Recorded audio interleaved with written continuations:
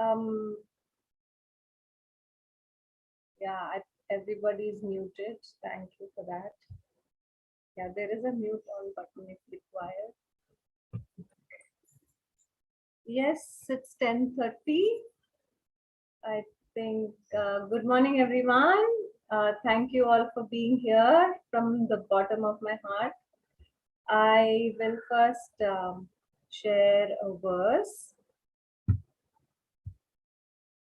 before we begin.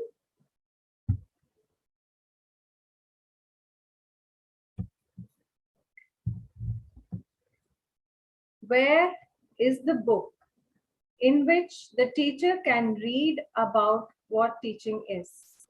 The children themselves are this book. We should not learn to teach out of any book other than the one lying open before us and consisting of the children themselves. So, this is not just for teachers, it is for parents as well. So, as a student of parenting, where how do we learn parenting? It is from the children themselves.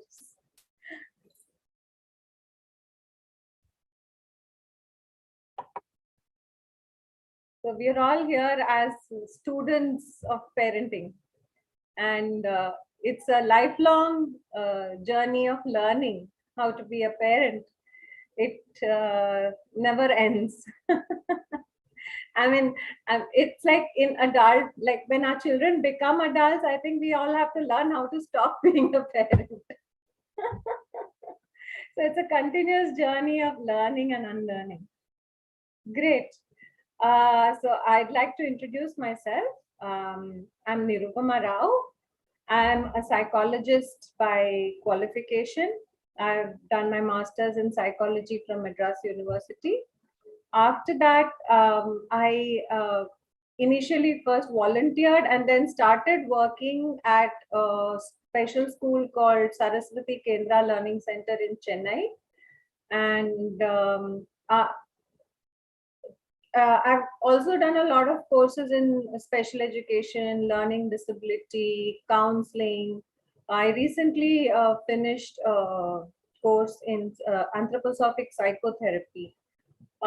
So I've been a special educator all along for 30 years, for 25 years, I should say, in spite of being a psychologist. But from the last 5 years, I used to run a school called Nirupama at Powai, Mumbai. I'm based in Mumbai. And for the last 5 years, there's been a shift in a sense that, of course, I was doing this earlier, but now I'm doing it with more focus where I'm working with the parents of children with special needs and other parents as well of children who are typical. My master's thesis was also on parenting, coincidentally, and uh, after I finished a certification at NIMHANS in the Child and Adolescent Psychiatry Department, I got a chance to host a radio show on parenting along with Dr. Shekhar Seshadri, who is a associate professor retired at NIMHANS Child and Adolescent Psychiatry Department. So these episodes of this radio show was later compiled into a book, which I'll be showing you at the end. So yes, parenting has always been very close to my heart. So for me, it was very natural to move from direct child therapy into helping, guiding, supporting parents on their journey. So, we always have a lot of questions. We always need help. We always need support. So I felt that I needed to be there for the parents as a mother of two myself, uh, and with my training in curative education, in Waldorf education, in anthroposophy. uh, I felt that my my duty was to be as a strong support for parents who need guidance. So here I am. So this particular webinar, I wanted to share with all of you. I have shared it before, but we don't have a recording of it. So I thought we'll put it out again. Oh, yeah, it's live on YouTube. So I don't think we need to really record again on Zoom. Okay. So if the link will be available on YouTube. And yes, my daughter, younger one, went to a Waldorf school right from the beginning, from nursery itself, uh, right up to grade 9. So she has been in a Waldorf school for almost 11 years. And this journey has been one of learning for her dad and myself. So we have learned a lot, and we have also evolved as parents. And whenever someone asks me to ask, calls me to ask about Waldorf education, I say it's great to send your child to a Waldorf school. That's the best thing you can do for your child. But that is not enough. It is very important to learn how to be a Waldorf parent as well, so that what is done in school, it is a very holistic kind of education. It is for educating the whole child. So I'll just start my presentation.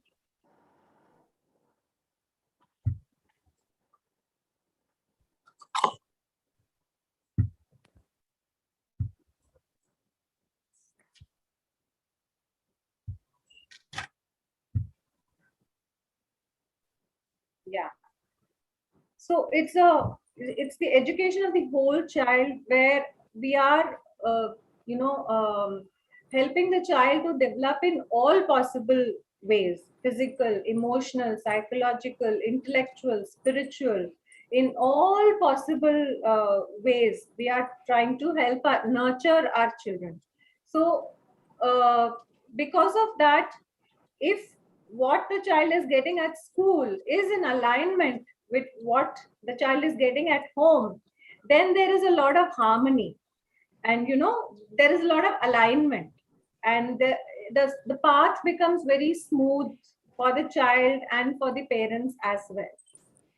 So in this seminar, I will be talking about the various gems, that I got from anthroposophy. So before that, uh, for people who are new to anthroposophy or Waldorf education, Waldorf education has come about from the philosophy that is called anthroposophy, founded by Dr. Rudolf Steiner, who's a spiritual scientific philosopher. And Waldorf education is one of the fields in which he has given a lot of lectures, lessons, teachings. Other fields would be medicine. One of the most important fields is medicine. Other than that, we have agriculture, we have architecture, we have physiotherapy, we have psychotherapy, painting, eurythmy. I mean, you name it. We have special needs education, which is called curative education. All this has come out of Rudolf Steiner's philosophy called anthroposophy. So these are my children, and these two pictures just to depict my journey as a parent. So I met anthroposophy when my younger one was about that old, as you can see in the picture, and my elder one was 10 years old. My younger one was about, yeah, they are 10 years apart, my children. Yeah, so although my elder one did not go to a Waldorf school, I tried my best, to give her the essence of Waldorf education at home. So this is my recent picture with my children, my two girls, Prakriti and Srishti. Yeah, so these are the some of the collection of gems that I have collected over the years, with the help of my children, with the help of Waldorf education, with the help of all the seminars and webinars that I've attended in the past, I think 13 years now that I've been with anthroposophy. So this philosophy actually promotes the health and well-being of the children. It's called a salutogenic approach, where it's kind of a preventive approach. So how do we nurture our children, and how do we live our own life in such a way that uh, we don't fall sick, or even if we do fall sick, how uh, best we make use of that sickness to uh, come out stronger, both physically as well as spiritually. So illness, sickness are great opportunities for us to become better human beings. That's something I really learned in this journey, and I'm so happy to share this journey with all of you. So, if your child is already in a Waldorf school, what is it that we can do at home to create more harmony in school life as well as home life? And if your child is not in a Waldorf school, sometimes it's too far or your city doesn't have a Waldorf school, doesn't matter. We can still pick up the essence of Waldorf education and give it to our children at home, so that they get the best of it, so that we become that, and what they get is from who we are, isn't it? So we can give the best of it at home. So we begin with imitation. That was my first lesson or learning. It was really an awakening for me, because although we all know that children imitate, right? But suddenly it made me realize that what kind of example am I setting for my child? Am I conscious of my behavior? Do I know what I'm doing as a person? And what kind of role model am I giving to my child? Suddenly I became aware of all that, and I started crying. That was my very first IPMT conference, and I had great mentors who were so supportive and who told me not to worry, that everything we do, we are supposed to do, and what we think looking back as mistakes are actually rungs of a ladder, that take us to a higher place. So we need to make all those mistakes so that we can climb up on them and then get to a higher place. So there are no mistakes really, because what we did before we became aware was still the best that we could do with that state of awareness, right? At that stage, that was the best I could, do for my child. For me, like, I was really proud that my daughter was like a sponge, and she would absorb everything I told her. So she would, she was like a walking encyclopedia, and I was so proud of it, and I thought I was doing the best for her at that time. But later, when I started going, for these seminars, I learned that I should begin with myself to see, where am I, am I worthy of imitation, right? uh, how can I be the best person that I can possibly be, so that children can just, watch me and learn, right? uh, Actually, so another thing that I realized as my children were growing, that there are so many, in spite of what we do for them, there are so many influences that they are exposed to. I think it doesn't matter at all if we are conscious, and if we put out our best foot forward and do what we believe is the right thing to do. I think that's all that matters. Beyond that, uh, they have their own destiny, but I feel that really helps the children, to give them a good grounding, to give them good values, because they've lived in that atmosphere. Because they imitate not just our actions and our words, but they also imitate our attitudes, our beliefs, our outlook, everything that we uh, portray towards others, towards the society. They are watching and observing everything. So I think we operate from that state of consciousness. I think that's the best that we can do. We don't even have to give them any lecture, or don't even have to uh, preach really. Okay, so our children learn from who we are, not what we say or do. It's a very, very important quote of Rudolf Steiner. Think less, do more. Okay, so this is a lesson that we learned very early, especially when our children were in the kindergarten. Children learn by doing. Doing is messy, untidy, noisy, unpredictable, but that is the only way they learn. They cannot learn intellectually through logic, through reasoning at that young age from 0 to 7. Okay, we learn to do something by doing it, and there's no other way. So John Holt is a very, very famous author of how children learn. So if you can get a chance to read that book, it'll be great. So there is no other way. Parents often worry about the mess that is made when children try to eat on their own or bathe on their own, like, oh, mess karke rakha hai. But that is an opportunity that we are giving them to make a mess, to make a mistake, to learn, and to, children are so intuitive that they know how to correct themselves the next time around. As their motor skills improve, as their fine motor skills improve, they will definitely, but improve, but we have to give them that chance. So what does it mean for me as a parent? So I start doing more. I start moving from my head, from my thinking down into my own body as a parent. I start doing more with my hands.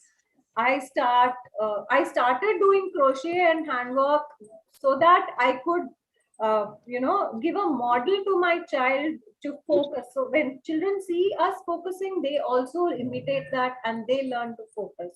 So that's how I started my crochet and handwork. Now it has become my passion. So that's another gift that I have got, and I've started working with an NGO, teaching them, selling those items. So it's such a blessing, that has come as a surprise. So I start doing more with my hands.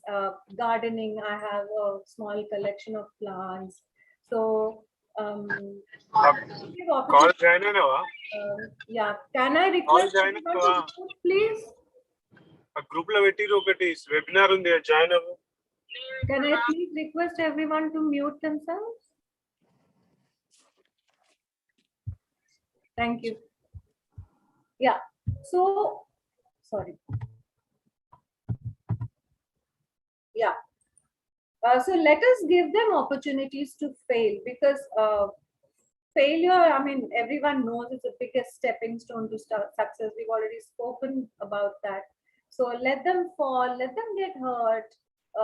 They can just dust off and, get going, unless we pay attention. So once we say, oh, you got hurt, and then they start crying, then they look and there's blood, and, So I think if we just, come on, be casual, just move on, continue playing. And the children are fine with that. They don't really care much about that they've got hurt.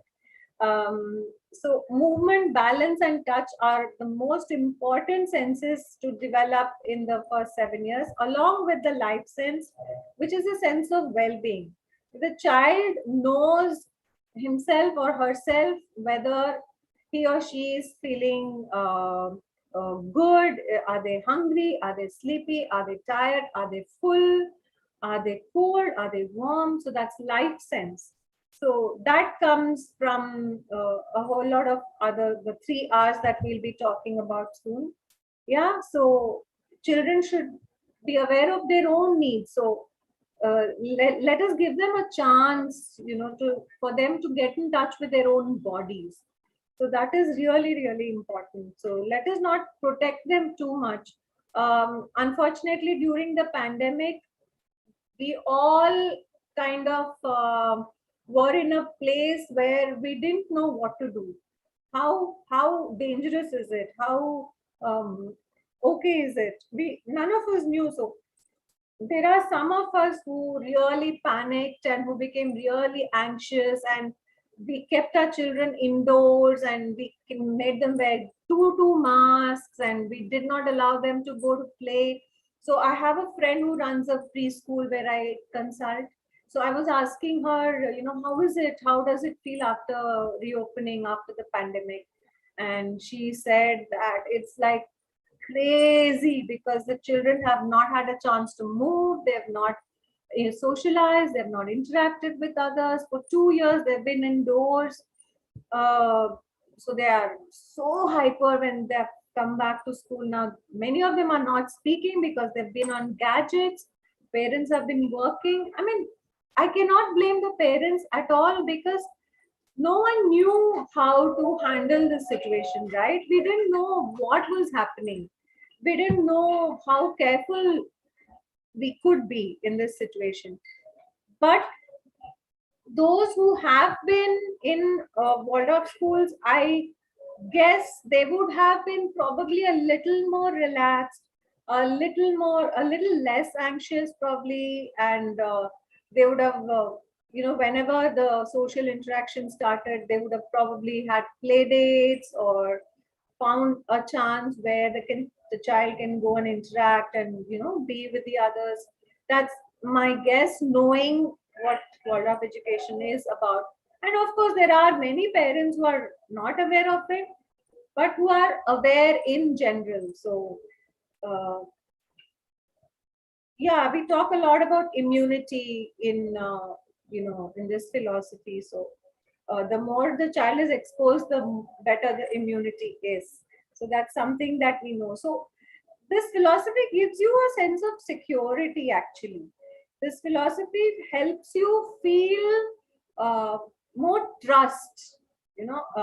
I feel Waldorf parents have a lot more trust in the immunity of the child, in the safety of the child.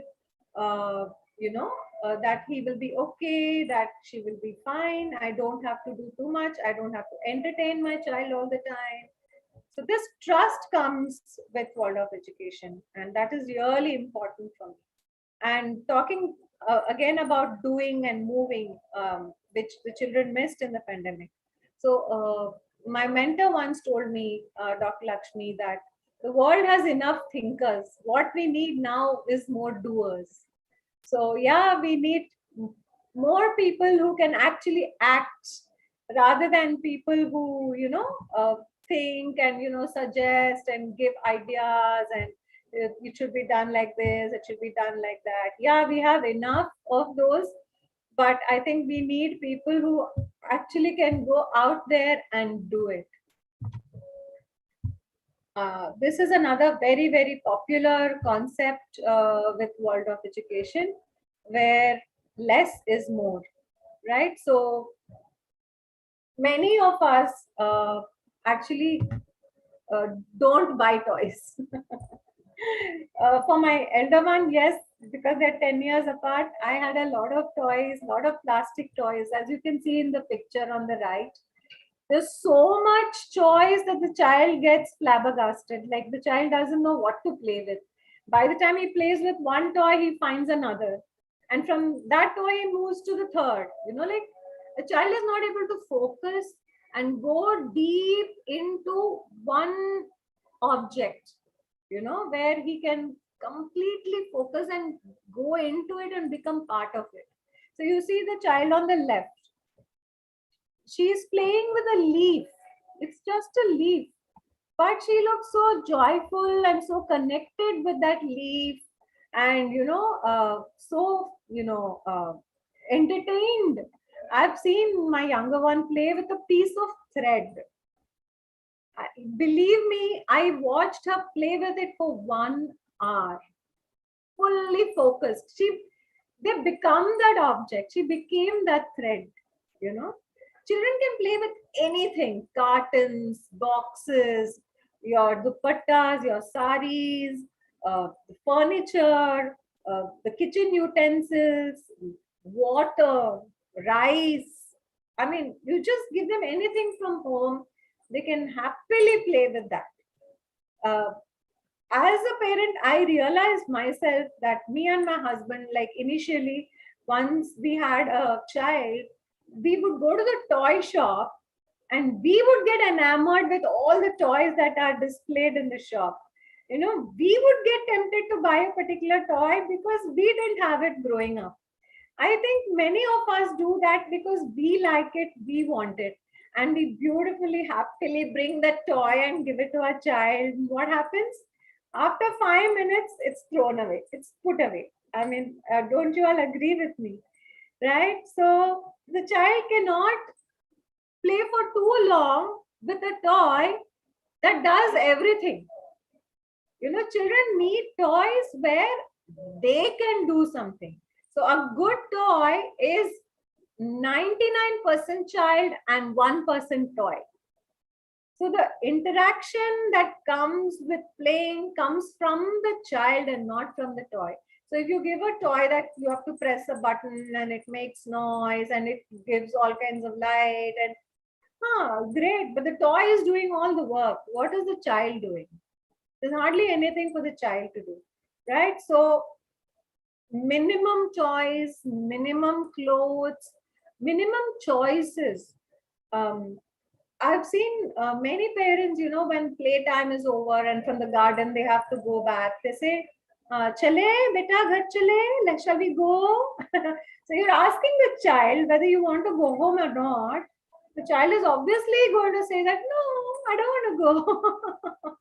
So instead, if we can say, okay, 5 minutes more and then we are going home. And then when 5 minutes is done, so let's go home. You know, we need to have that clarity in our tone for the child to take our lead. You know, if we are allowing the child to take the lead all the time, and the child is only going to choose based on the sensory pleasure that he is getting. He doesn't know, okay, I have to go back, I have to eat, I have to wash, I have to sleep. The child is not going to know all that. We know all that. So we have to take the decisions for the child. We have to be the parents literally.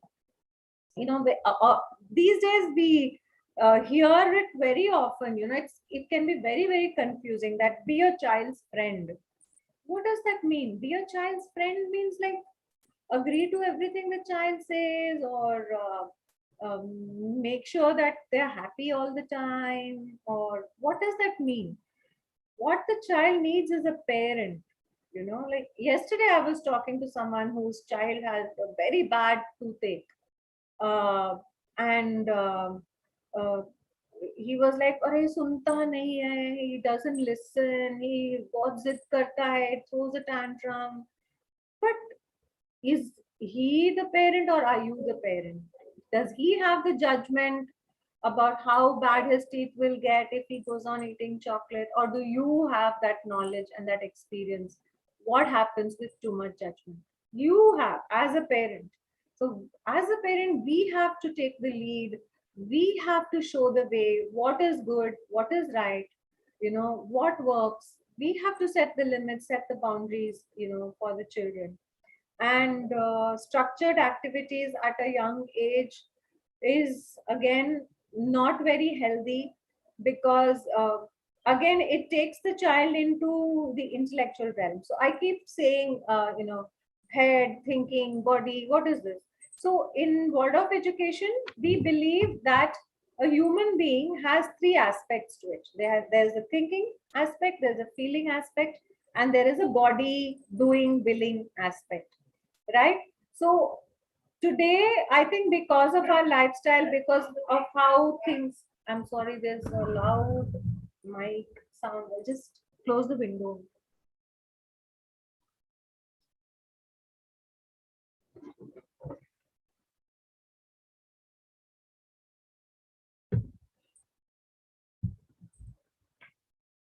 Yeah. So um,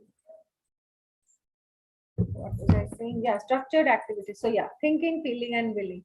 So why did we say think less, do more? Is because when we are too much in our thinking, uh, see, Steiner had all this knowledge about the functioning of a human being, right?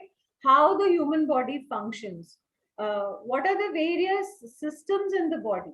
So all this knowledge, all this learning, he used to design the curriculum for children, which helps them to grow up in a healthy and a balanced way. So when there is too much of thinking and too less of doing, there is more stress on the central nervous system and less uh, energy left for the metabolic system. So there is an imbalance. And right in the middle is the heart and the feeling and the rhythmic system, which kind of brings a balance between the thinking and the doing, right? So we have to ensure that age appropriately, if we talk 0 to 7, focus is on the doing, 7 to 14, the focus is on the feeling, and 14 to 21, the focus is on abstract thinking. Yes, children are thinking all the time, but what kind of exposure do we give them? So before 14, we only expose them to concrete thinking where we actually use things which we can touch and feel, right?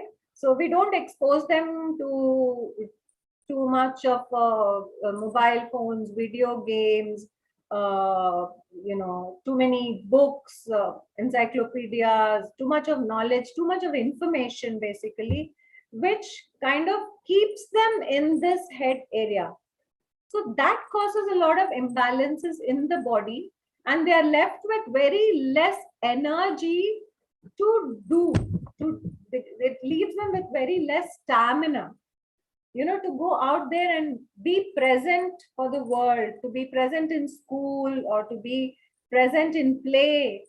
It takes them away from the world outside. Okay.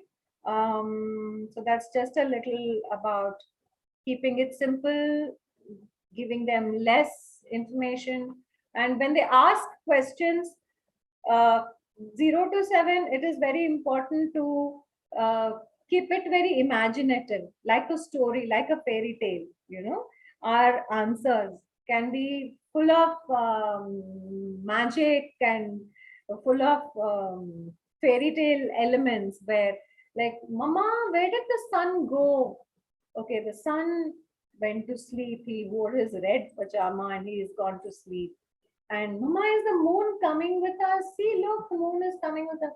So instead of launching into, no, that's the moon is there, we are moving, and this and that, the scientific facts, the children are not, although they absorb like sponges, that is not the age or stage when we have to give them that kind of intellectual information. So let us keep it very because children are in that dreamy state, like you can see them going off like that, and become one with the world outside them.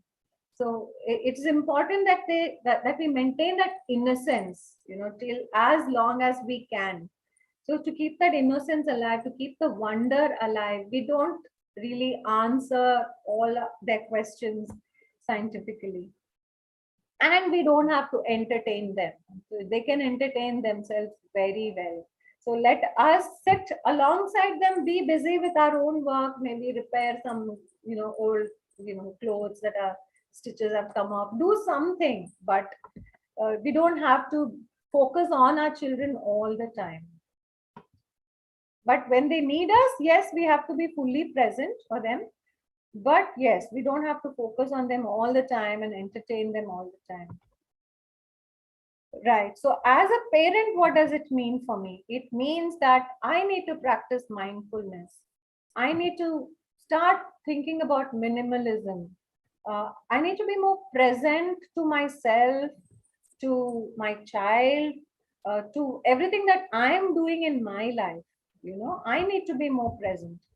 Uh, I need to enjoy life more. I need to laugh more, touch more, hug more, start enjoying my child more, because They're not going to stay children for too long. They grow up too fast, trust me. Yeah, so we need to be with them. When we are with them, we need to be there fully, right? Not like half here and half there, and like I always quote this story that I read in the Reader's Digest, where a child comes running. Sorry, yeah, sorry. Child comes running home from school and says, "Mama, look at this drawing I made." And mother's busy doing the dishes, and she says, "Yeah, show me, show me." She says, "Look, looking, you show me." And she's still doing the dishes.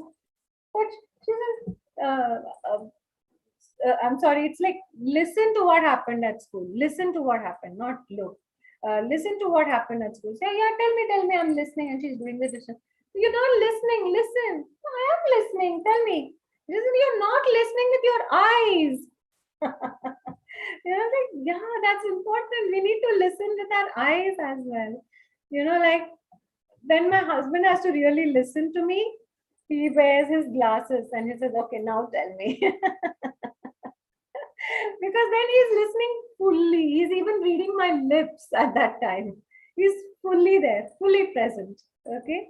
So, yeah, we have to listen with our entire being. Okay. So, that was for us mindfulness, being present. And it's useful not just as a parent, but even as a human being. It is a spiritual path, right? Being mindful, being conscious, being present. So, yes, slow down. We have to slow down. Slow parenting. Many of you would have heard this slow parenting. So, sooner is not better, right?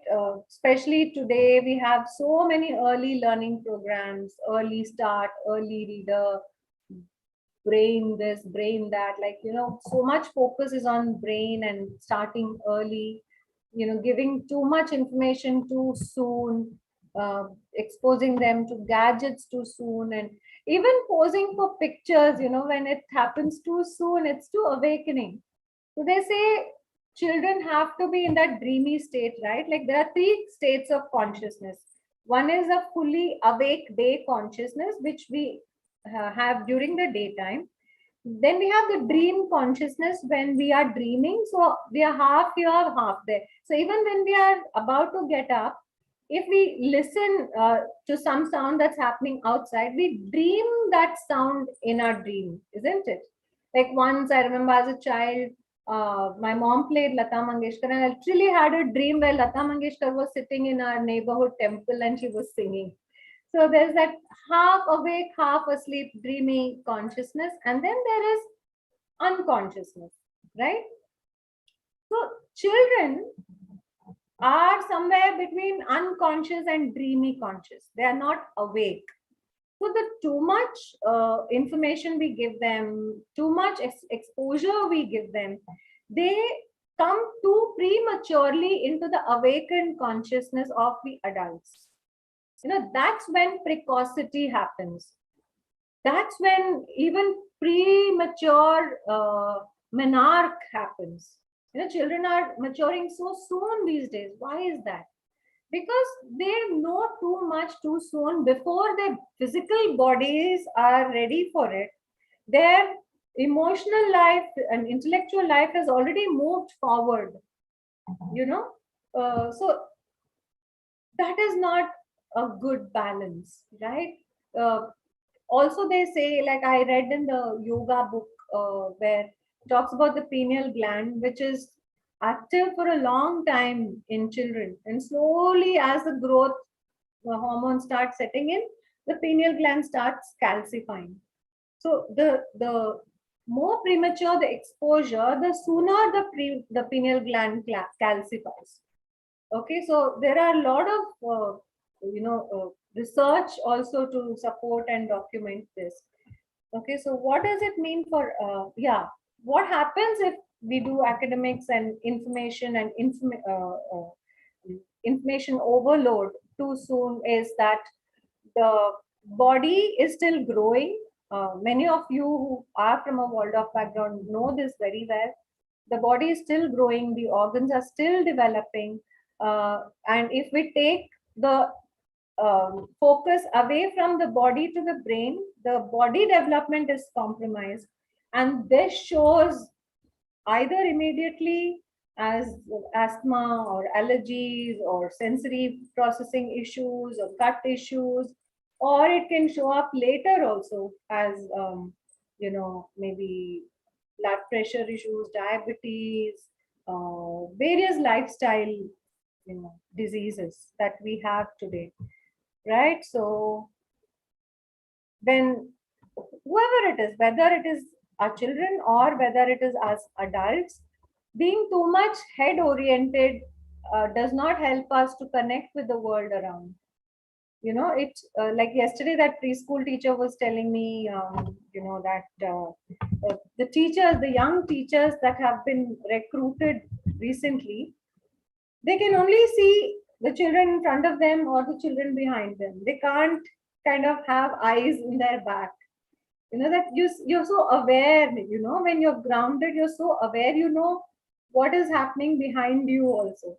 So they are not able to focus all around them, so the ability to focus is reducing.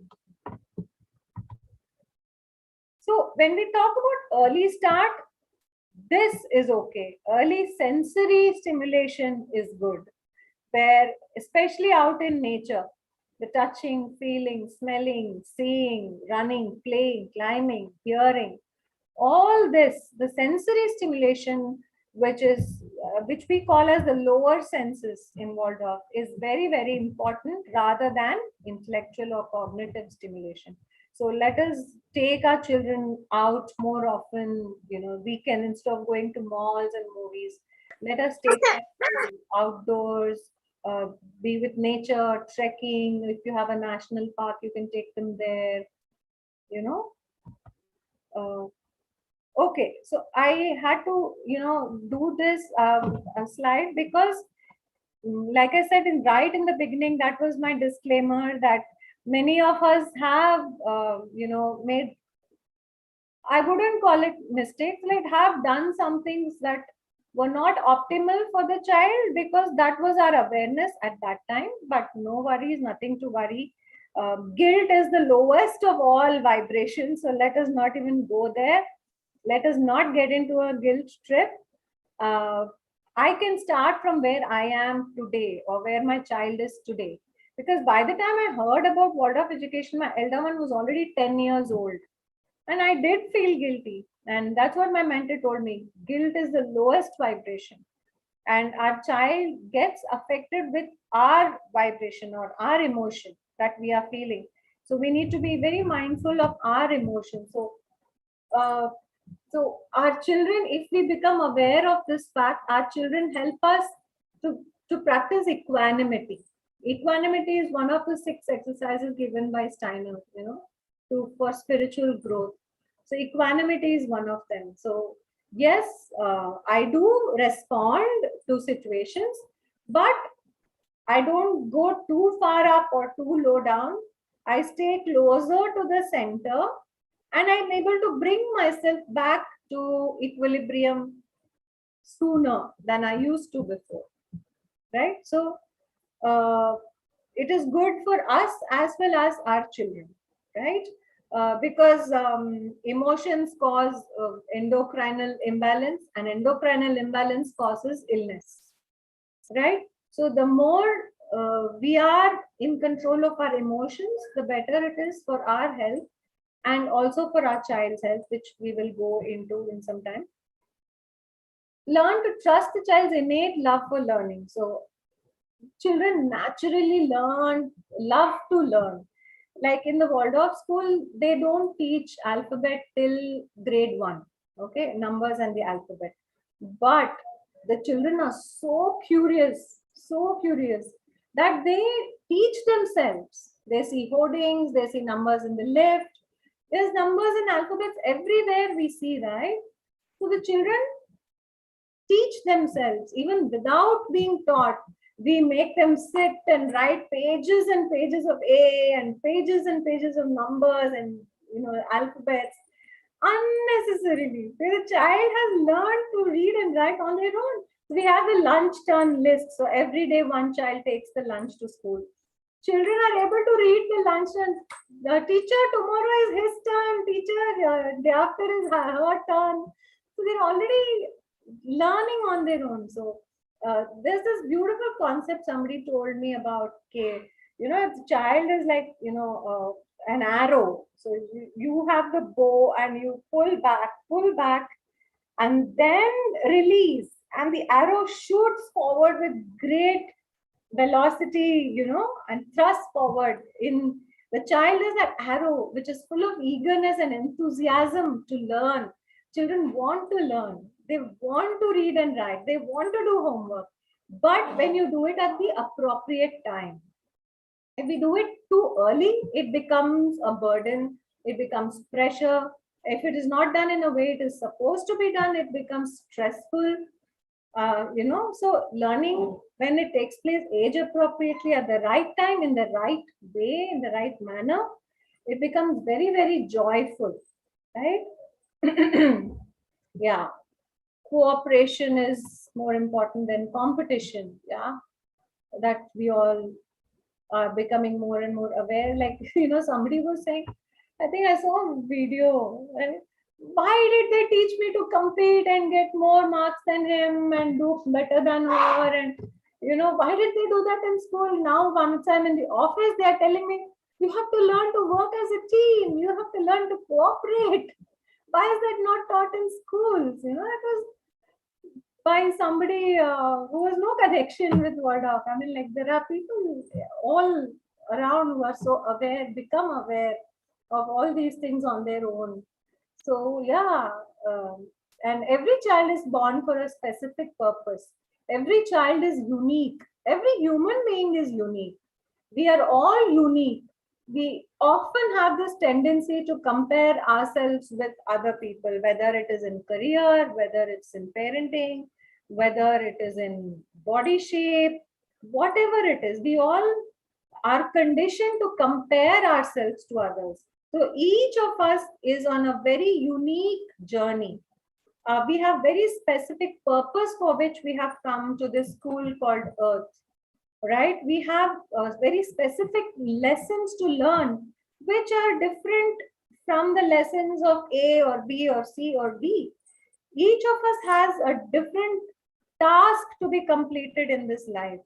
So if we compare and try to be like someone else, then we are moving away from our purpose and our path, right? So that is not our purpose. That's not our path. My journey is my own unique journey, which is different from everybody else's journey.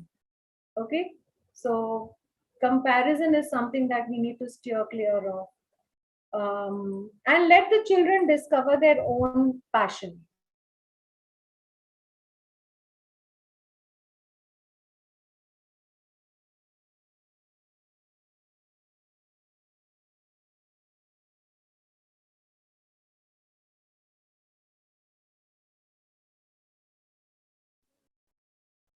Ma'am, your video is not visible, ma'am. I think your sound and video both went off, right?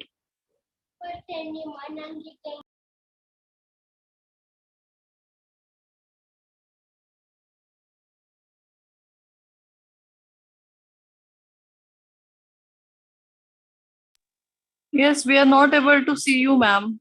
Not your video and audio.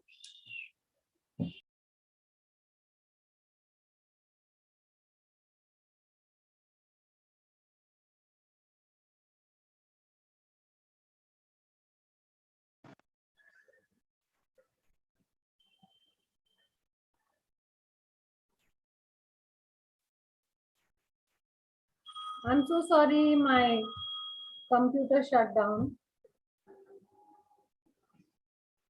Manju, I'm back. Good to have you back.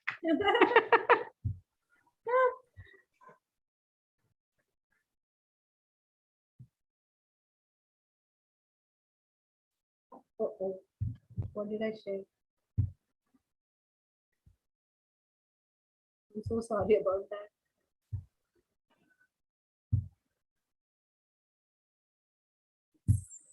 Nirupama, just remember to record again. It's on YouTube live, so it's on YouTube live, so it will be there. You can just check maybe on YouTube if it's streaming. I haven't given you the link. It's okay, it will be there. It says YouTube live. Okay, great. Yeah. So initially, my husband was very skeptical about Waldorf education. What is this? Then what is she learning? She's not learning anything in school. You know, so I told him that she is learning how to care for the caterpillars. She is learning how to teach younger children how to tie their belt. She is learning to, uh, you know, um, uh, wait for her friend in the circle. If a friend is missing, like they wait for the child, they to come and fill the gap, and then they hold the hand. So these things are all very intangible. There's so much to learn about life than just subjects like science and maths and grammar. And there's so much about caring and compassion and kindness and about the importance of nature and all of that. There's a lot to learn in life, which we can be more aware of. Okay. Yeah. Yes, this is another thing which we learned as Waldorf parents, that keep nature close. So I go to nature to be soothed and healed and to have my senses put in order. So this is the picture on the right of my younger one when she was little, when I was running the school. Had gone on a field trip. We have a forest right opposite to my building. How lucky we are. We have a forest park there. Okay, so we don't use any plastic. This is not now, like the climate crisis and sustainability and eco-friendly, all that has come.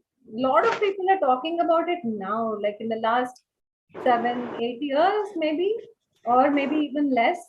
It has become so vocal, like, we talk about banning plastic bags and all of that. So can I request everyone to mute, please? Thank you.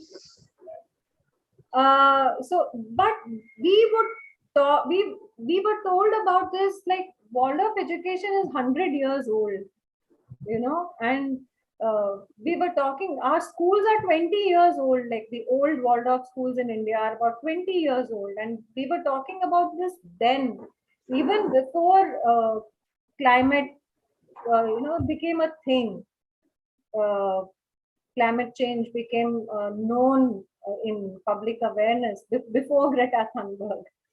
So we were told to, to keep a nature stable, a nature's corner, where we get seasonal gifts from nature, like seeds and flowers and leaves and twigs that we keep in the room, and use natural material.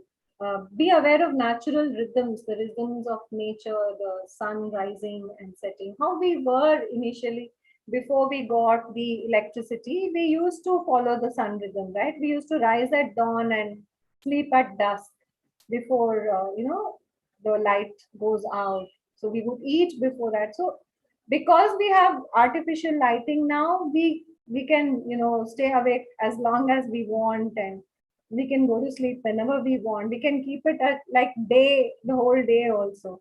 But because of that, our body is not, our body is still natural. Our body is still made up of elements.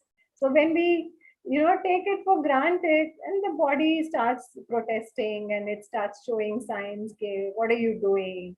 And we call it lifestyle diseases, right? When we move away from nature and natural rhythms, use natural toys, food, and all products can be natural and homemade wherever possible. And even healing modalities, like when we fall sick, we are told that, fever is good, become friends with fever, fever is your friend. Fever shows that the body is fighting with the disease, it's fighting the infection. So if we give a crocin or a Comiflam or whatever, paracetamol, we are suppressing that ability of the body to fight the disease. So many of us are scared of fever. Oh my God, seizure aa jayega, fits aa jayenge. So these febrile seizures are not harmful. In fact, paracetamol is even more harmful. So let us use, a cold, warm cloth compress, and sponging the body, and we have other things like lemon slices under the feet. They are very harmless ways of keeping fever at bay or preventing it from going to the head. But we are also helping the body to fight on its own. So immunity plays a very, very important role in the Waldorf way of life. So we don't panic when a child has fever, and we don't panic when there is a health crisis at home. First, we stay calm, and then think on our feet what needs to be done. And wherever possible, we first go for home remedy, and then if we have to go to a doctor, we go either to a homeopath or to an Ayurvedic doctor, because allopathic medicines, we have learned that they only suppress the symptoms. The main issue does not go away. So that we don't want it, because when we suppress it, then it comes out again in another form. Because whatever is some toxicity in the body or some imbalance, that has to be taken care of, right? By suppressing, it doesn't go. It's like sweeping something under the carpet. It'll never go, it'll still be there. But if we go to a natural way of healing, then we are actually taking care of the underlying root cause of the problem. So allergy very often is caused because of metabolic issues. So rather than taking antihistamine, if we look at what is causing the allergy, where is the imbalance, then we are looking for more long-term solutions, right? Okay. The 3 R's. So those who are not familiar with Waldorf education, I hope there are some people here who are not from the Waldorf background. For us, the 3 R's are normally reading, writing, and arithmetic, right?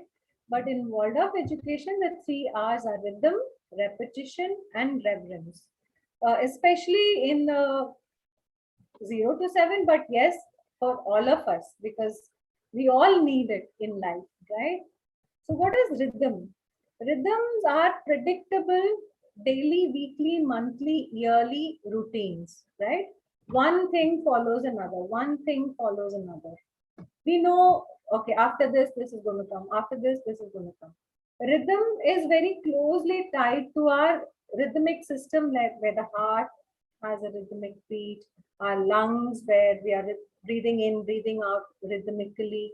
So this is the rhythmic system, and there is an expansion of the lungs and there's a contraction. Expansion, contraction. So this predictable uh, uh, rhythm, a beat. So we need to have it in our daily routine as well. Okay, so we get up and we brush, we get ready, and then we go out and do something, and then we take a pause, we have lunch, and we take a little breathing time, and then we go out and do something again, and then we come back into ourselves. So every time we go out, we need to come back. Every time we go out, we come back. Otherwise, if children are exposed to one activity after another, they are out, and there's no time for a pause. There's no time for breathing in and taking in fresh oxygen. Then what happens? Burnout. Burnout happens because of lack of pause. So we all need pauses in our lives. We all need pit stops where we stop and refuel and then go back again. So these rhythms between in and out are very, very important. So we need to eat at the right time, sleep at the right time. A lot of children today, unfortunately, are sleeping at 11:30, 12:30, 1:30. Young children, 2 year olds, 3 year olds. They are sleeping very late these days and they are on gadgets the whole time. So, I mean, I'm sure the parents know it, but they don't know what to do about it. So, I think we should start with our own rhythms. We need to say where we are in terms of rhythm in our life. And then it becomes easier for us to, help our children with their rhythms because then we have understood it. It's easier for us. So, what is a bedtime routine? It's like we turn off the lights about 1.5 hours before sleep. Create an ambience for sleep. We tell stories, we sing songs, we massage the child's foot and then cover the feet. And then, in our school, we used to tell parents to do foot massage. So after the child has experienced it, after next day or a couple of days later, the child would fetch the can of oil and give it in the parents' hands. Yeah, it's time for my foot massage. Children, because they're so one with nature, they fall very quickly and easy with rhythms. We take time. For us, it is difficult because we moved away. But for our children, it is very easy to fall into a rhythm. We have to be convinced that yes, this is the right thing to do. That's all it takes. Then that conviction gives us strength to bring about these changes. And mornings, my daughter's teacher used to tell me that if they sleep early, they can get up early. There is no pressure. Aram se uthao bachche ko. You sing your child to waking up. Yeah. Good morning, dear son. And then, like, I used to wake her up like that, very peacefully, very calmly. There's enough time to get ready in the morning. So we are not in a hurry. We are not stressed. Aram se karo. No problem, no worry, no tension. Then the whole day the child is in that same mood of, being relaxed, and the whole day the child is available to whatever the teacher is doing in class. And there's a calmness, that gives grounding, that helps us to be balanced and grounded when we follow these rhythms. So it really helped us also as parents because a child would sleep early and then we could do whatever we had to do, spend time with each other as husband and wife and discuss matters, or, do whatever we like to do as adults. So that gives us also time, it's important. And festivals and community life, very, very important. I mean, I would say that Bombay gives us a very good experience of festivals and community life because we all come together and celebrate festivals together. And a month in advance the preparations begin, and we start making the colors for Holi, or we start making kites for Sankranti, and preparation, like start painting the diyas before Diwali. And it's a whole beautiful rhythm of festivals. And if we I started doing the Navratri Kolu after my daughter was born, and after I heard about this, because I wanted her to experience this whole celebration that comes year after year. And when we have these rhythms, our immunity improves, our resistance to disease improves, our vitality improves, our memory improves, the thinking capacity improves. All these are functions of the rhythmic aspect of our body. The life force is connected to the rhythmic aspect of our body. So once we have these rhythms, all these things will improve. Health, vitality, stamina, joy. The child is more happy. There's he's able to do more through his potential. Okay. Yeah, repetition. So it's I love this quote. The 8 laws of learning are explanation, demonstration, imitation, repetition, repetition, repetition, repetition, and repetition. So that is the value of repetition. This child asks us to tell the same story every night. And as parents, we get bored and we get tired and say, "Aaj naya story padhte hain, or today let's read a different story. Let's read a new story." The child, no, I want the same story. So this was taken by Steiner and he made it into a 3-week block where the same story would be told to a child over and over for 3 whole weeks. And there would be a theme to that 3-week block, you know, the season or festival or worksman or anything, and the story would be related to that. The activities they do in class would be related to that. So many parents who homeschool their children often take the Waldorf curriculum for homeschooling because it gives us that clarity of structure, how to structure the day, how to plan the curriculum, how to make the program. It gives a lot of clarity and structure. And consistency is really important as parents. One, we have to make the limits very clear. So a lot of people have this misconception that Waldorf schools children are left on their own. Nobody tells them what to do. They do whatever they want, and it's not true at all. Structure and rhythm is very, very important to a Waldorf school. There is freedom, but yes, within that freedom, there are boundaries. Okay, we have to be very, very clear in the limits that we give our children. We let them know very clearly what is okay, what is accepted, what cannot be accepted. And we have to stay consistent with those limits, right? Discipline, again, people have this misconception that when you say discipline, you have this strict face and harsh parent and looming above the child. No, that need not be discipline at all.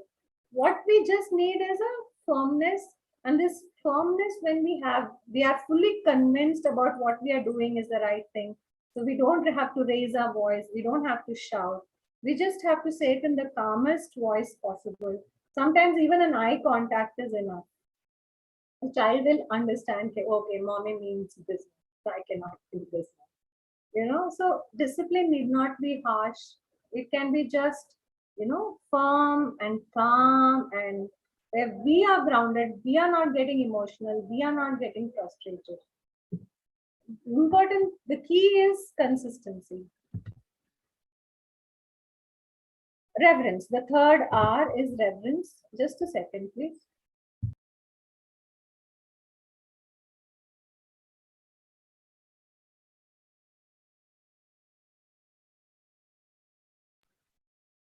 The third is the reverence. So we have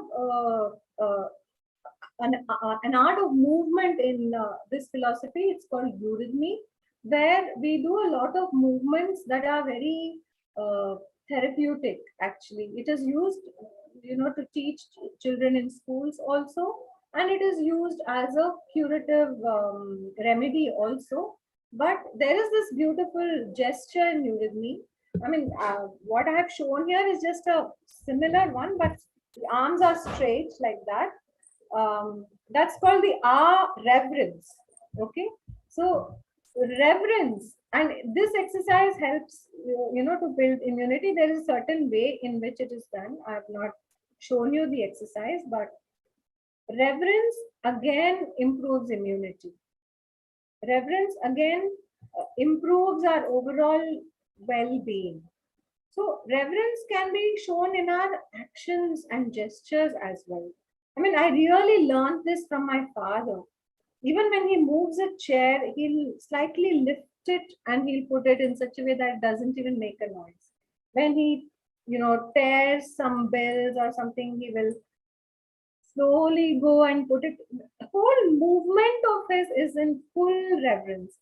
Like even if grain of rice falls on the ground, he'll pick it up like that and he'll take it and he will dispose it off. Every act of his is full of reverence. So this is something that we can imbibe and do it in front of our children. When we place something, we place it with reverence and not just bang it on the table. And we show gratitude for every object. We show respect for every object.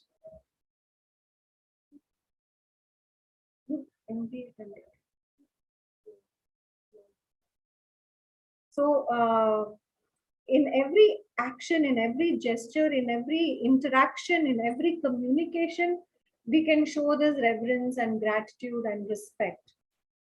So we just have to do it for ourselves. We don't have to teach our children to say thank you, to say please, to say sorry.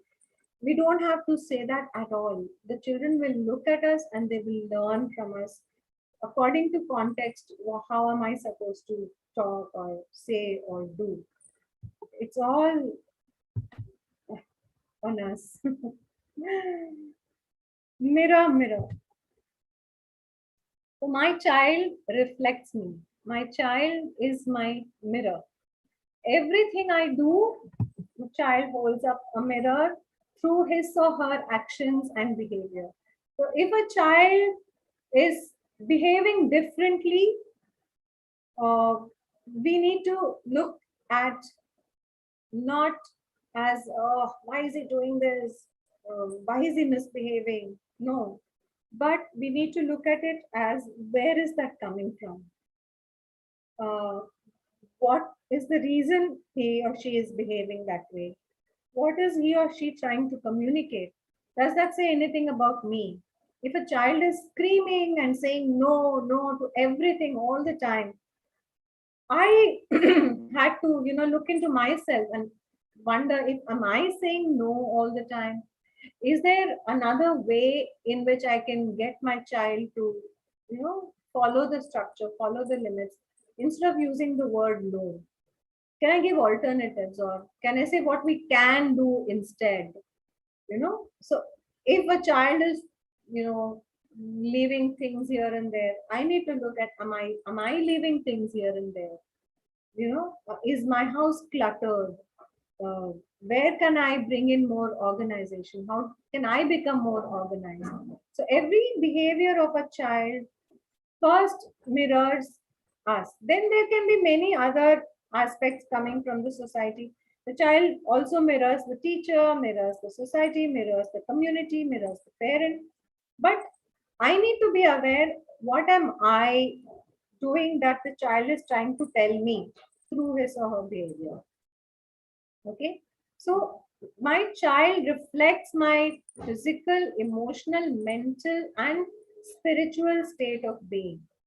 So the first encounter I had with anthroposophy was when my child was unwell, and this doctor, she happened to be an anthroposophic doctor, and she said, "Okay, I'll give some medication to the child, but you come for counseling." So she was also a counselor and a is a homeopathic doctor.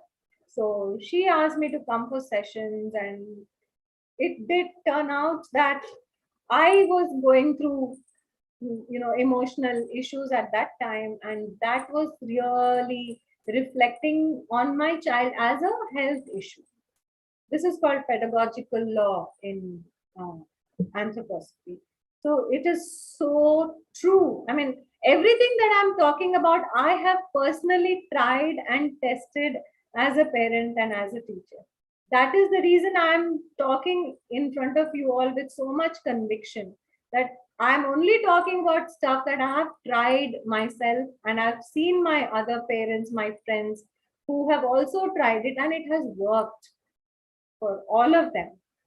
Okay, so the bigger the challenge the child is posing, the deeper I need to look within myself, that there is something in this for me to learn as a person, because my child is here to help me grow and evolve as a human being. Right? Yeah. So our emotions, we've talked about it. Our teachers, our children are our teachers and guides. and they love us unconditionally. Even if we have made mistakes, uh, the children know our intentions. They are very, very forgiving. They can move on very quickly.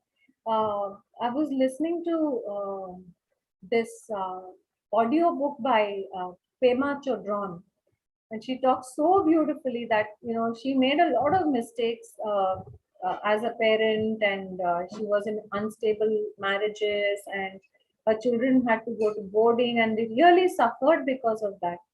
But what is important is the here and now. So now she says they have become adults, but she says she doesn't lose a single opportunity to show them love, to show them warmth, even as adults, to show how much they mean to her, how much she cares about them. She's a monk now, but she's still a mother. And yes, mistakes have been made, but I know who I am now. And this is how I connect with my child from this moment of here and now. I think that is the most important thing. And how do we maintain our emotions? How do we regulate our emotions? How do we uh, bring that self awareness and self control when we are uh, being a parent or dealing with our children or with people around us? How do we do that? There are a lot of techniques where we can bring in that centeredness in our core. We can do yoga, tai chi, meditation, gardening, anything we do using our hands, our bodies, our physical movement, exercise at silk rope where we really have to use that. I mean, anything where you have to be totally focused, that takes you away from the world around you and takes you within. All these methods help us to kind of stay centered, and they help us to regulate ourselves. you know so parenting is my spiritual path. They help us, the children help us evolve as human beings. Our profession can be our spiritual path. So for me, anthroposophy has helped me evolve as a person, as a parent, and as a professional. All these things are tied together. You can't separate them. I can be a good professional, but I cannot be a good parent. That's not possible at all. When I'm spiritual in all these areas. What is spirituality? For me, it is about getting in touch with my highest self. That recognition that I am a spirit in a human existence.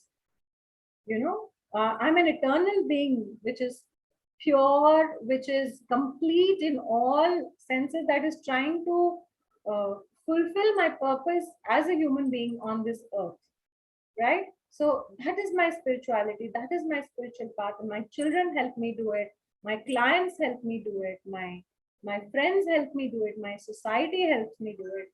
So it is, my whole life is that, you know I just wanted to share my publication. So this is the book on the left that I was talking about, which I co-authored with Dr. Shekhar Seshadri.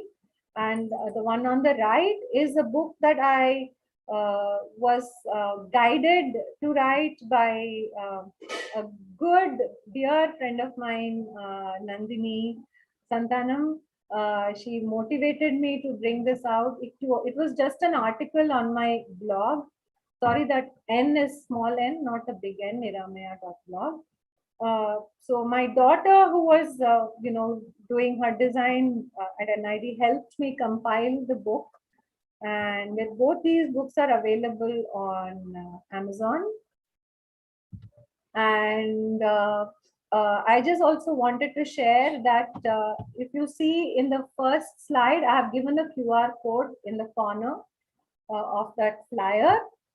So if anyone would like to, make any contribution towards this webinar, the contribution will go towards KEA. So what you see in the middle is a picture that we took in our school, Niramaya at Pavai. And you can see the Facebook page also. And KEA is right there, that little girl in red, full of spirit, full of joy and full of light. She's such an amazing child. She's fighting with this disease called SMA, for which a cure has been found now, but it's a very, very expensive treatment. So whatever you contribute towards this webinar, I shall accept it gratefully and pass it on for Kia's treatment. And I thank you all for being here and for listening so patiently. And thank you all. Thank all my teachers, my children who are also my teachers, my students who are also my teachers.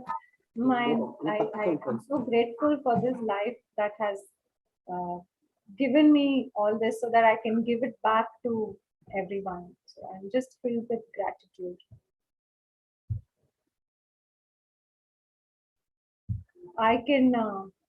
We can have a discussion now. If anybody would like to. Yes. Yes. Siddharth. Good morning, ma'am. Good morning. I don't see your name. Yeah, my name is Surya Teja. Okay. Hi, Surya. Good morning, ma'am. The session is really informative, and I'm glad that I attended the session. Thank you. Thank you. So I have two doubts I would like to share with you. So my son is 5+ now, 5.5. Is it okay if we tell him Mahabharata story? I mean, is it? So at 5.5, so there are, again, storytelling is also very age appropriate, very developmental, depending on where the child is and what the child's developmental needs are. So accordingly, Steiner has given us indications on what are the best stories to tell at what age. So Mahabharata comes at around the age of 3rd grade, 4th grade. Now 5.5, the best is to tell fables, little animal stories, stories, little fairy tales, simple fairy tales. And animal stories are great actually at this stage. Yeah. Okay. Thank you. Thank you. And we also have with us Sushmita, who is a great friend and mentor. Yeah, hello. So Hi. yeah. Sushmita can also take on some questions. So Yeah, feel please. free, everyone. Yeah, thank you. Thank you, Nirupama. It was such a nice contribution from you. Thank you. Thanks Thank a you lot. again for motivating me to do this. I know. Thank you for doing that. Thank you. I have a second question, ma'am. Yes, Sorry. yes. So, does Waldorf like putting him in a Carnatic musical class at this age? Does it align with Waldorf philosophy or Waldorf way of living, or should be delayed for a few more years? So, like I said, whether Waldorf or not, like I take music classes myself, and my teacher tells me that to learn Carnatic music, it takes a lot of focus and a lot of dedication. Okay, because it is not fun, it is not movement oriented, it's not something that a typical 5-year-old would be naturally inclined towards. So and it is structured, so there's a lot of structure, there's a lot of patterns, there's a lot of sequencing. So it is a little early. The child's sitting tolerance also will be low at this point. So any structured learning can come much later, after the child is 9, 10, 11. So you can. Okay. Okay, ma'am. Thank you. That helps. Thank you for your honest questions. I would like to ask a question. Yes. Yes. Your name? My name is Chetna. Hi, Chetna. Yes, sure. I'm Harish's wife. Okay. Yeah, I can see Harish's name. It was a very nice session. Thank you. Quite an eye opener for someone who is not from Waldorf background. Yeah. Very beautiful. Thank you. Unfortunately, our son is like in 10th standard and grown in that regular conventional, so how can we utilize the Waldorf philosophy for someone who's for a child who's grown up in that conventional education. So at this time, he's in 10th grade. How is it that we can, because this is the time when there's so much of pressure in the regular education. They are in the boards and this, that. And so how do you do that? Yeah. What process? So I'll say a little and then maybe Sushmita can add. So at this stage, I feel it is more about us, what we can bring as parents. So that is why for every slide I have given what we can do as parents, right? So the doing, the thinking, all that I talked about is not just limited to our children, but it is for us also. So when a child is in that whole exam and studying and that pressure, so they're totally all the time in their thinking. So how do we balance that thinking, feeling, and willing? So as a break, he can maybe just dance, or he can paint, or he can sing, or he can play an instrument, something to come away from that thinking into the feeling or the doing well, as a break from that whole. So then the body can also recover from that one-sidedness by coming into the body through either feeling activity or doing activity. Fortunately for him, we've just actually we were not very confident about this, but he's just joined badminton at professional level. So he's really enjoying that, and I mean that's probably balancing out that thing. But as parents, should we be pressurizing him for studies, because he's pretty bindas and not really interested? Yeah. So I don't know what the role is like. So, I mean, I do get a few children who are in that exam state. And I think what is most important is for us to be calm, not anxious. That will also help the child to be calm and not anxious. So when we are calm, we can absorb a lot more. We can retain a lot more. So when we become calm as parents and we help our children to also stay calm, we are helping them to absorb more, learn more, retain more. And we need to know that you just put in your best. See, Waldorf is all about process orientation. It's not about outcome orientation, right? We do our best and then surrender the rest to the higher powers. That's beautiful. That's beautiful. Yeah.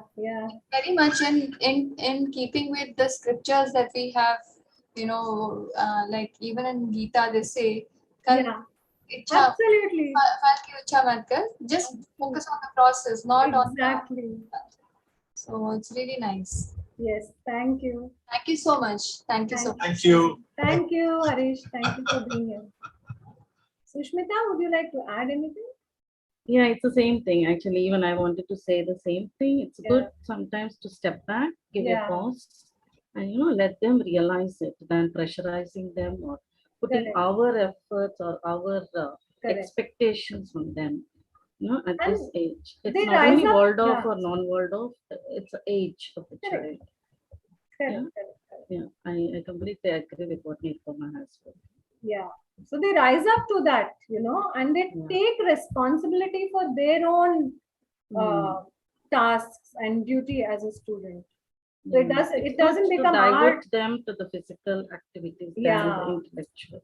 Correct. We need to really helps. Yeah. So even in the lockdown, when the children were on the digital mode, all our mentors told us that let them paint a lot, let them sing a lot, let them play as much as they can, be physical as much as they can, let them dance, so come down from that head into the body. That is important. Anyone else? Ma'am, I had a question. Yes, I've spoken to you before. Okay, hi. Remember? Yeah. Hi. So, I have a special needs child. Autism. Okay. No physical issues, motor issues, not a big problem. But yeah, sitting tolerance, other issues, attending school is a challenge. Sitting quietly, sitting tolerance. So what does Waldorf have for special needs kids? Like, what do I? Is there anything I can do? we can benefit from this curriculum? Yes, definitely. So we have a whole branch called curative education.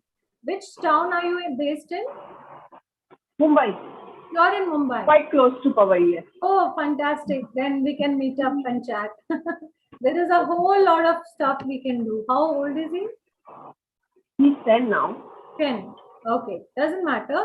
So, yes, like I said, the threefold plays a very important role. You can all read up about the threefold, the fourfold, the 12 senses. All these are basic principles of, the philosophy, which, we can all get familiar with. In fact, Sushmita and I run a study group for parents, and we talk about all these principles, and how parents can learn that and practice at home. Okay. Yeah. I would definitely You like to know can more. I'll get in touch. Yes, sure. Thank you. Anyone? Any more questions? I was just reading the messages. Somebody. Yeah. Yes. Yeah, they were asking about Waldorf School in Hyderabad, South Virginia. Yeah, there are many schools. I mean, 5 schools in Hyderabad: Sloka, Prerna, Abhaya, Lakshya. Yeah, I think 4. Yes. And Nirupama, one more question for you. Yes. You mentioned some author. Yes. I had mentioned How Children Learn by John Holt. I'll just put it there. How Children Learn and How Children Fail.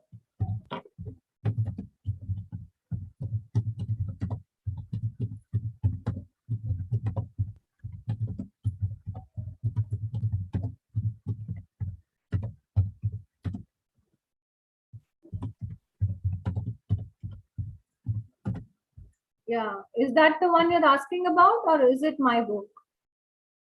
The same one. By John Holt. Yeah.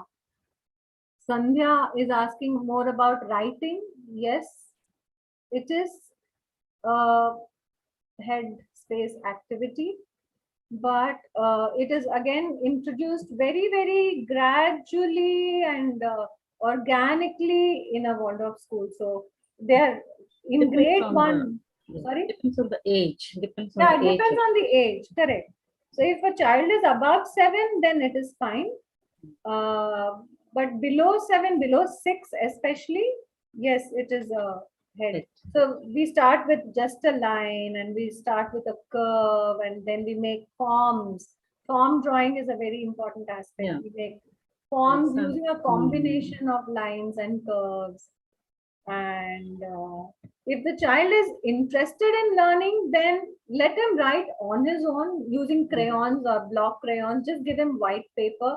Let him write what he wants. Let him scribble the way he wants, draw what he wants. You don't have to tell him, yeah, you write this, you write that, you draw this, draw that, color within lines. No instructions. Just a free drawing. Just Free giving drawing. yeah. Like today, we have free drawing also. Yeah, sorry, Sandhya here. Yeah, I was talking about the writing. So Yes. my child, she's in the high school, Oh, but she often, Okay. she wants to write as to release the stress or whatever, great. but she doesn't do Fantastic. anything with hands. Oh, okay. No. How does it please? Oh, it's fantastic. It's excellent. Okay, but I'm a little bit worried because the hands are not being used much. Like as in But crafts she's or writing. anything. She's writing, right? But she is, again, it's from the emotional realm only, isn't it? She's writing about her observations, about her feelings, about her emotional expression. And, unless she wants to share it with others, I would suggest that we don't, try to read. Let her, since she's an adolescent, let her give us the permission to read what she's writing. So it's an excellent output and outlet, for children to express their emotions. Okay, thank you so much. We suggest that children do it also. Okay, ma'am. Thank you so much, ma'am. Most welcome. 16 months old detected with genetic disorder. How can we make her learn things and which schooling method we can adapt? Yeah, again, it depends on what the condition is. Uh, and she's just 16 months old. I think at this stage, whoever the child is, whatever the condition is, I think it is very important for us to just give a warm, loving, calm, beautiful environment, to the child, and keep singing to her, talking to her, and involve her in everything that you do at home. All your household tasks. Let her watch you, let her observe you, and if she can, let her wash the rice, or do anything that she can do. You know, just involve her in all the household tasks, and let her observe you doing these tasks, and you know telling stories. Like, yeah, I forgot to mention in the slide on emotions that when children are going through difficult emotions, stories can be of great help. We call them healing stories in world of education, where we make up a story, or we have stories which are written. Susan Perot has written a book on healing stories.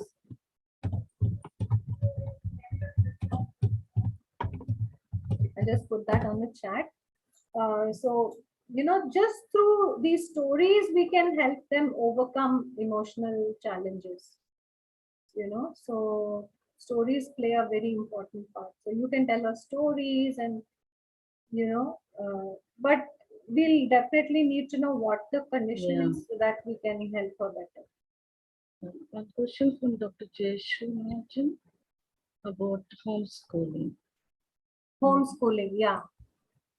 Yes, like I said, Waldorf is very popular choice when it comes to homeschooling, because we have all the resources available online. We have curriculums available, grade wise, block wise curriculum available, what verses to say, what stories to tell, what kind of painting to do, what kind of outdoor activity we can do. Everything is spelled out. And lot of parents who are homeschooling, they blog about it, so they share what they do with their children. And there are people who are homeschooling children of 3 different age groups. Like, there is a 15-year-old, there is a 9-year-old, and there's a 4-year-old. It's amazing how they do it. uh, i I don't know, like, if you ask my opinion about homeschooling, I think if there is enough exposure to other children, and social situations, and uh, community celebration of festivals, and it's the social aspect. It's the child shouldn't get limited to just the parents and the siblings. The child needs to come in contact with the world outside. Like, you can take them to the farmers market, or there are so many possibilities for interaction with other people. So as long as that is happening, I think if you are able to strike that balance, I think it's great. If you can do it, I mean, I would really appreciate it. I really appreciate parents who are homeschooling their children, because they are playing the role of a parent and a teacher. So it's amazing. There's a question from Bharatraj about to start a Waldorf curriculum at home in institute or online training. The last one. Bharatvaj, can you ask the question, please?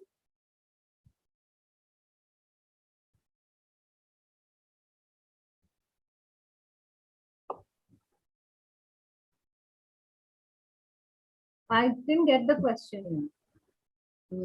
He's asking if can I start a Waldorf curriculum at home? Any guidance or any? Yeah, homeschooling, right? For homeschooling. Yeah. Yeah, like I said, there's a lot of resources available. You can even have a mentor, like a Waldorf teacher, or someone like that with experience who can guide you with the curriculum. One more question: is there any Waldorf school in Patna or Bihar? Patna? I don't think so. I think not that I've heard of, but if anybody knows, because Nidhi is from Lucknow. I know Nidhi. Yeah, there are various people.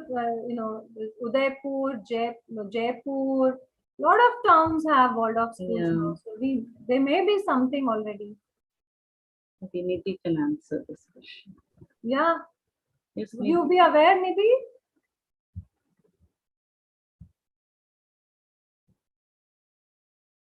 Or anyone who is aware of a Waldorf school in Patna? I don't think so.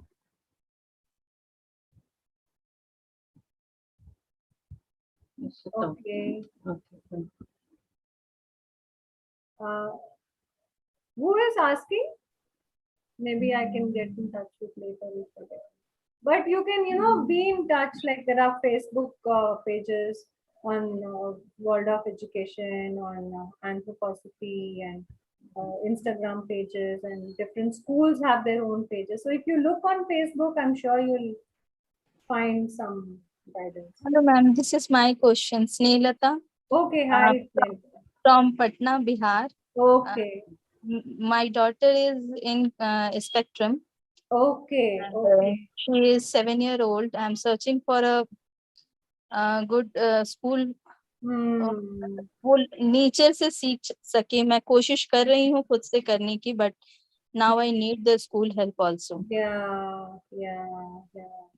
You'll have to really visit all the schools and talk to them, and I visited for many schools, but here with the AST condition, it's very difficult to take admission. So what I would suggest in this scenario is keep yourself abreast with the Waldorf curriculum, with the philosophy, and choose the best school that is available in your neighborhood. And at the same time, like I did for my elder one, I educated myself on the philosophy, and I tried to work on myself and work with whatever I have. Waldorf curriculum, you just have to use the things you have at home. So you can bring that essence at home yourself for your child when she comes back home. So you can do that. Yeah, definitely, ma'am. This word is new now for me. Yes. From last 4 years, I am working on the sensory issues and others. But now, from last 2 months, I'm listening this new word. So I'm now exploring. Yeah. So a lot of help is available. There are webinars, seminars. Read up on 12 senses. Read up on 3-fold, 4-fold, like I said. Lower senses. Read up on lower senses a lot. So all this can help your child. And attend webinars whenever you can, or seminars, or whatever, courses, online courses. Nirupama, may I add a word? Yes, please, Purva, please. Thank you. Hi, I forgot your name, ma'am. You just spoke. You're from Patna. Snehlata Kumari. Snehlata. हाँ, स्नेहलता, नमस्ते. तो मैं पूर्वा हूँ. मेरी बेटी 11 साल की है. बस सिमिलर है. मैंने बीच में होम स्कूलिंग, अनस्कूलिंग भी करा था. अब हम लोग बैंगलोर शिफ्ट हो गए एक वॉल्डोर्फ स्कूल के लिए. तो मैं चैट में मेरा नंबर भेजती हूँ. तो बेसिकली जो निरुपमा जी कह रही थी, राइट, कि बहुत सारे वॉल्डोर्फ के रिसोर्सेज हैं, लोग हैं जिनसे आप कनेक्ट कर सकते हैं.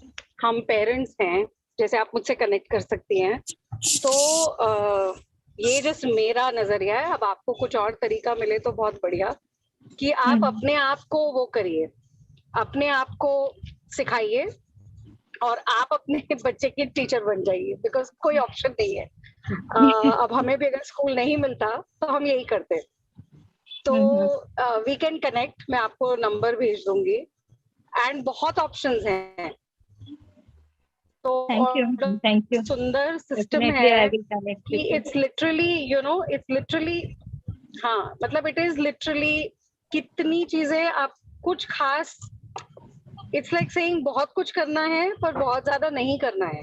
बिकॉज बहुत किसी ने मुझे बहुत ब्यूटिफुली कहा था एक बार कि Waldorf में your life is your curriculum. तो आपको बस आपकी लाइफ में बच्चे इवॉल्व करना है. तो वो itself बहुत बड़ा करिकुलम है Waldorf का. So anyway, फिर मैं नंबर भेजती हूँ, फिर हम बात कर सकते हैं. Definitely, ma'am. Definitely, I will connect with you. The beauty of the Waldorf path of life, where you connect with so many people, you form your community, and you get connected with each other, and we all help and support each other. You know, that's the beauty of this whole Waldorf way of life and community, that we make one big family, happy family. And we help each other through thick and thin. So, lot of resources, lot of help is available. Okay, ma'am. Thank Thank you. you. Thank you. Thank you for your number, Purvaji. अरे most welcome. Thank you. तो जैसे निरुपमा ने कहा ना, basically इतने हम सब spread out है इंडिया में, वर्ल्ड में, हम सब कनेक्टेड हैं.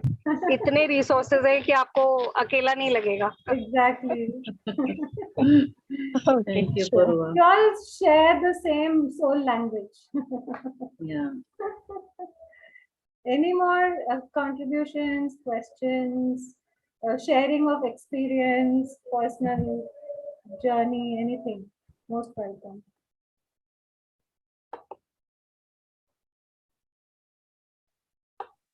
I can share, Nirupama. Yes. Hi. How are you? Good to see you. I am good. Good. So I'll share my journey. So it was like we were in Guwahati in 2012, and I got to know about Waldorf education. And at that time, my daughter was 2.5 years old. And since I had taken a break from my teaching and all, since she was so young, so I got to know that there is a training in Delhi, and I think everybody knows Manivanan sir. So Manivanan Ganpati. So he was my mentor. He is my mentor, and those 5 days actually changed the whole perspective of education for me, because I was a mainstream teacher. I taught in so many schools, from MIT International to in Lucknow. There is a big famous school with 25 branches, and so but I realized in those 5 days that I can't be a mainstream teacher, and definitely my daughter can't go in any regular school, and it will be only Waldorf. And that is when everything started. I started reading books and all, and then I used to go and attend the trainings like whenever it happened in Delhi, and never miss Manivan sir's that parenting session. And so I everything I did at home. So because we were in Kolkata afterwards, and it was like there was no Waldorf school there. So what to do? So somehow I got connected with one person who was into biodynamic farming, and we started an initiative there in Kolkata. And I used to go there and work with his teachers and all. And then I used to volunteer at different places. My daughter used to, always accompany me. And this is how we spent till she was 6.5. And then finally we shifted to Delhi. And then she started their kindergarten in a Waldorf school in Delhi. And I was a kindergarten teacher there. And so finally we got a Waldorf school, and we were very happy about it. But somehow she did there till grade 2. And so we had to transfer again. So we came to Lucknow in 2020 January. But before that, before leaving this Waldorf school in 19 August, so me and my daughter, we chose to travel for 6 months.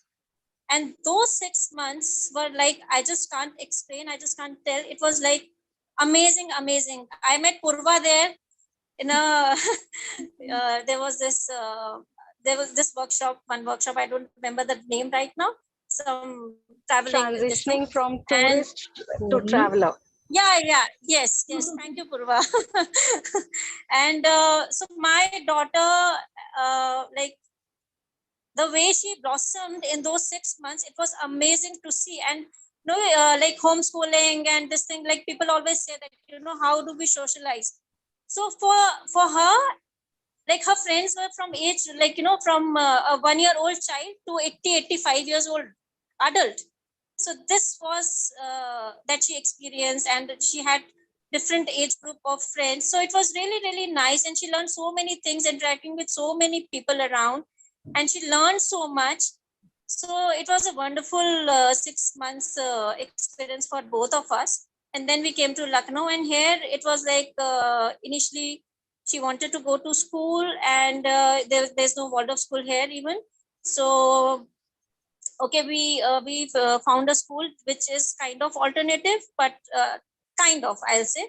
So, but COVID started in March. We shifted in January, and then for 3 months, somehow she did the online classes, and she said, because we always kept it open that, if you don't want to go, it is okay. So there was no pressure as such. It was her choice.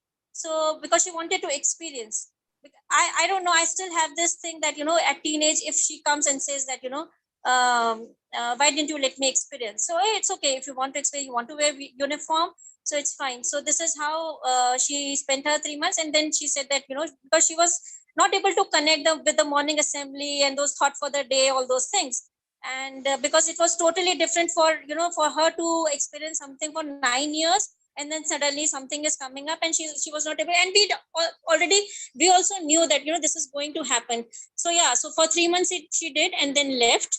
And then again, like now she's going in a Loreto school, which a missionary school here. And that is, again, it is like, it's been just 1 month that she's going, because 2nd April, all the schools, started. So she's in grade 6 right now, and it's been 1 month. She has announced that she's never going to leave the school, and she's very happy with her friends.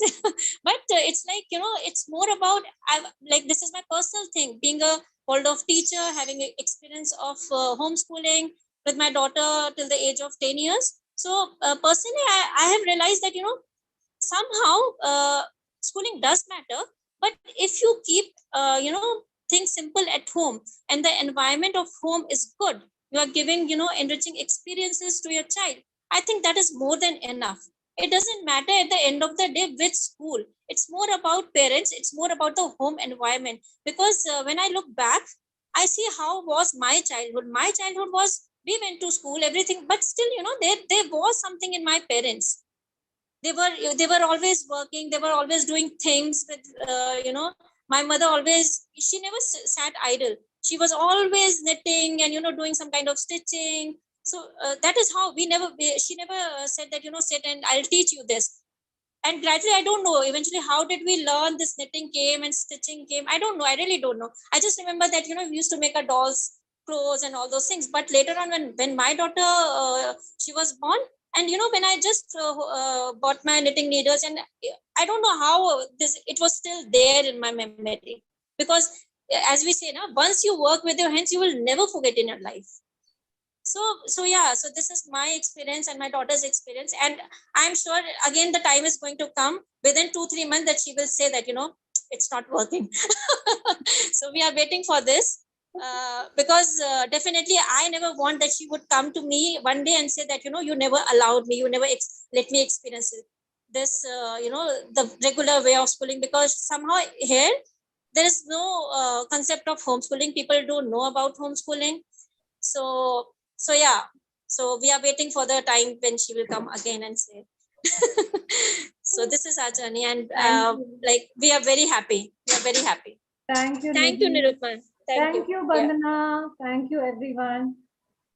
So it is almost 12:30. Yeah.